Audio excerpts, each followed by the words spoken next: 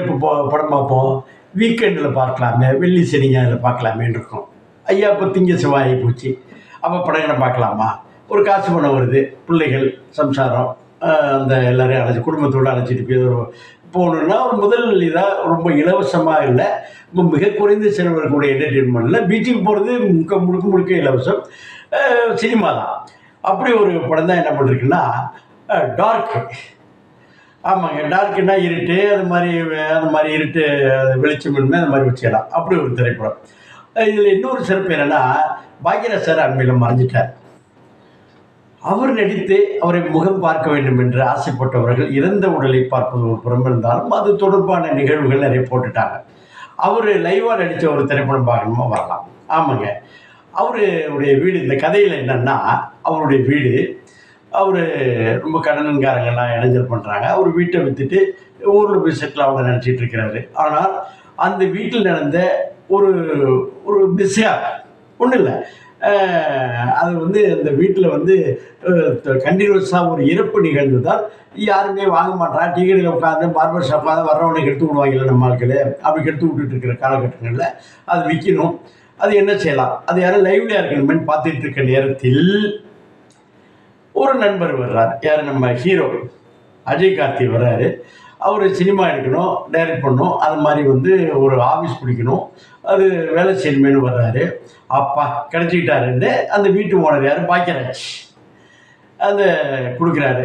அவர் சொல்கிறாரு, சார் எனக்கு படம்லாம் தயாரிச்சு 3 மாதம் தான் சார் நான் இருப்பேன். வழக்கமாக வீட்டில் நான் 2 வருஷம் 5 வருஷம் இருப்பேன்னு சொல்லுவாங்க. ஒரு புள்ளரிக்க விடுறது வீட்டு ஓனர் சீட்டை வாடகை குறைச்சிக்குவாங்க அதெல்லாம். ஆனால் இவர் சொல்கிறார் 3 மாதம். தம்பி, வழக்கமாக வீடு வாடகை கேட்குறவங்க எனக்கு நிறைய நாள் குறைஞ்ச 3 மாதம் தான் இருப்பேன் நீங்கள் சொல்கிறீங்க, அதனால் நீங்கள் உண்மையை சொல்லும் பொழுது நானும் ஒரு உண்மையை சொல்லி விடுகிறேன். சொல்லுங்கள் சார், என்ன சார் அப்படி? ஆமாங்க, அவர் என்ன சொல்கிறாருன்னா, இந்த வீட்டில் ஏற்கனவே 3 நண்பர்கள் வந்தாங்க. ஒருவர் பின் ஒருவராக பல்வேறு காரணங்களால் இறந்து விட்டார்கள், அகால மரணம் அடைந்து விட்டார். இந்த வீட்டுக்கு வர்றீங்களே, சம்மதமான என்ன சார் செய்கிறது, அதை 3000 ரூபா வாடகைக்கு இவ்வளோ பெரிய வீடு கிடைப்பது என்பது நல்லதானே இருந்து விடுகிறார். அது வந்த பிறகு தான் தெரிய வருது, அமானுஷ சக்தி ஒன்று இருக்கிறது, அதனால் அவர் இருந்தார்களா என்ன என்பது ஒரு ட்விஸ்ட்டு. இந்த படத்தை கண்டினியூஸாக சொல்லிட்டோம்னாக்கா அது சோராசி மிருகன் நாள் நீரியன்னு இங்கேருந்து அங்கேருந்து அங்கே சொல்லும்போது தான் கிடைக்கிது. ஒரு ட்விஸ்ட் அண்ட் டர்ன் நல்ல ஒரு சரியான நேரத்தில் சரியான விதத்தில் பொருத்தப்பட்டிருக்கு. இதில் என்னாச்சுனாக்கா, நட்டியை வந்திருக்கிற ஒரு இன்ஸ்பெக்டர் இந்த போலீஸ் புத்தியை அப்பப்போ பஞ்சு பண்ணுறாங்க எல்லாருமே.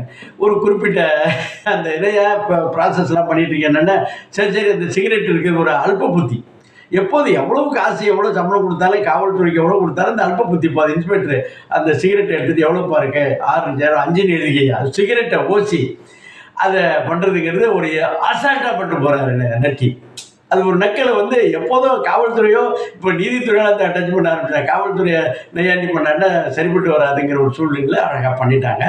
அது மாதிரி இதில் அர்ச்சனா ஒரு ஹீரோயினாக இருந்தாலும் ஓடி ஆடி பாடுறதுக்கு எல்லாம் ஒன்றும் இல்லாமல் பாக்யராஜோட மகளாக வரும்பொழுது நம்ம ஏதோ ஒரு காதல் பாட்டு இன்னொரு கதை போதனை இல்லாமல் இருக்கிறது. மொத்தத்தில் இந்த திரைப்படம் குடும்பத்தோடு பார்க்கக்கூடிய ஏன்னா இப்போ தாத்தா பாட்டியெல்லாம் நிறைய கதை சொல்கிறதுல தாத்தா பாட்டியெல்லாம் ஒதுக்கி வச்சு ரொம்ப நாளாச்சு.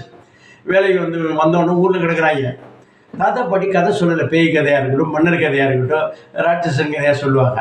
அப்படி இல்லைங்கிறப்போ நம்ம பிள்ளைகளை அழைச்சிட்டு போய் காட்டுவதற்கு, குடும்பத்தோடு போவதற்கு போயிட்டு ஒரு என்டர்டெயின்மெண்ட். அங்கே போய் நீங்கள் பாப்கார்ன் இதெல்லாம் பண்ணிங்கன்னா 200-300 ரூபா பண்ணிடுறேன், அதுக்காக நீங்கள் போக வேணாம். அதாவது அது இருக்க தான் செய்யும்.